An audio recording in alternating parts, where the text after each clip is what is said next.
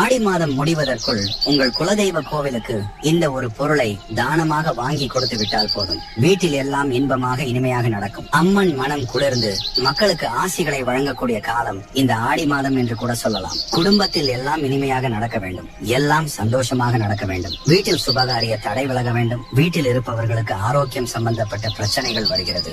மருத்துவ செலவு, மருந்து மாத்திரை சாப்பிடாத நாளே இல்லை. தீராத நோயால் அவதிப்பட்டு வருபவர்கள் கூட இந்த பரிகாரத்தை செய்தால் நிச்சயம் உங்களுக்கு உடல் ஆரோக்கியத்தில் மேம்பாடு இருக்கும். இப்படி பல வகைப்பட்ட பிரச்சனைகளுக்கும் தீர்வு தரக்கூடிய ஒரு தானம் தான் இது. குலதெய்வ கோவிலுக்கு இந்த ஆடி மாதம் முடிவதற்குள் உங்கள் கைகளால் வெல்லம் வாங்கி தானமாக கொடுக்க வேண்டும். அளவு என்பது உங்களுடைய வருமானத்தை பொறுத்தது, உங்களுடைய வசதியை பொறுத்தது. அந்த கோவில் குருக்களிடம் இந்த வெல்லத்தை நீங்கள் தானமாக கொடுக்கலாம். பண வெல்லம், நாட்டு சர்க்கரை அல்லது கட்டி வெல்லம், இப்படி எந்த வகையில் வேண்டும் என்றாலும் நீங்கள் வெல்லத்தை தானம் செய்யலாம். இந்த ஆடி மாத விசேஷத்திற்கு சர்க்கரை பொங்கல் செய்வதற்கு பயன்படுத்திக் கொள்வார்கள் அல்லது வேறு ஏதாவது உபயோகத்திற்காகவும் பயன்படுத்திக் கொள்ளலாம். எங்கள் வீட்டு குலதெய்வம் முருகர் பெருமாள் அல்லது முனீஸ்வரர் இந்த மாதிரி இருந்தால் என்ன செய்வது? இந்த ஆடி மாதத்தில் உங்கள் குலதெய்வத்தின் பெயரை சொல்லி அம்மன் கோவில்களுக்கு இந்த வெல்லத்தை நீங்க தானமா கொடுக்கலாம். தவறு எதுவும் கிடையாது. உங்கள் குடும்ப உறுப்பினர்களின் கையால் இந்த பொருளை கோவிலுக்கு தானம் செய்யும் போது